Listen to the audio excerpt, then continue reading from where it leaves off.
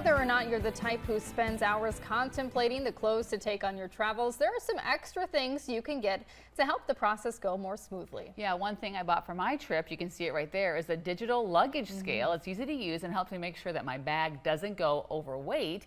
And it comes in handy, especially on your return flight, because you might have some extra souvenir purchases in there. Yes, for international trips, you'll also want to pick up a universal power adapter to keep all your electronic devices charged, just in case the place you're staying doesn't have one. And lastly, bring a sturdy pair of walking shoes. You'll be likely pounding the pavement during much of your sightseeing, so a pair of all-terrain walking sandals or trek shoes will keep you on the move, even if you get caught in the rain, and your feet won't hurt for the whole rest of the trip. But one other big question I feel like when you're getting ready for travel is travel insurance, whether or not you should get it. And we have Mary McClure in studio now with the McClure Agency. Yeah, Mary, what are some things that you should consider when you get asked that question about travel insurance? And anytime I have a meeting with a client, I do recommend that if you go outside the United States that you buy a travel policy. If you're Medicare age, basically you're covered anywhere in the world in an emergency. But there's a couple problems with that. One is that your definition of the emergency might not be the insurance company's definition of the emergency. And the other thing is that once that emergency is done, then the insurance could be done as well, and then you're all self-pay. What are some risks if you don't get travel insurance? Well, I had a client that had open heart surgery in Rome. The bill was $116,000. There was a lot of trip interruptions, so couldn't get back on the plane at the time when they were supposed to, needed more time in a hotel.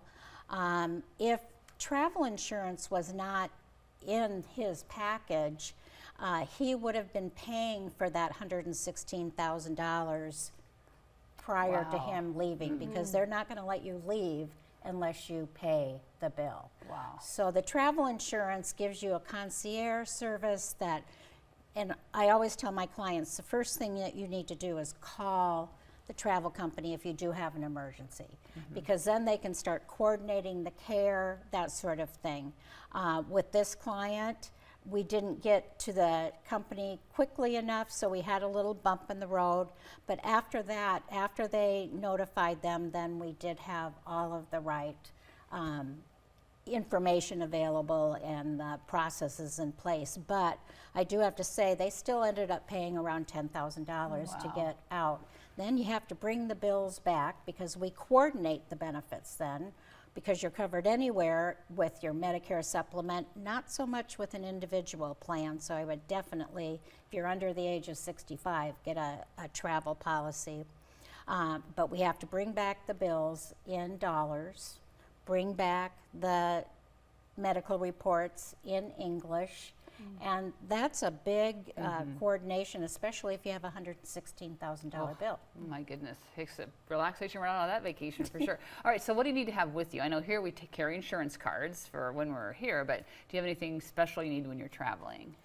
Well, you're going to want to have your ID card with you. That's going to be the most important thing. So it'll have all the information that you need to call the carrier if there is a problem.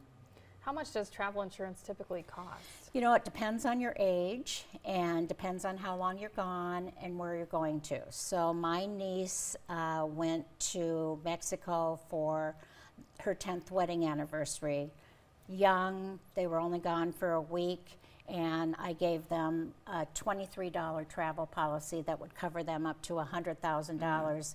And she said, why do we need this? I said, well, because your aunt is an insurance agent, number one.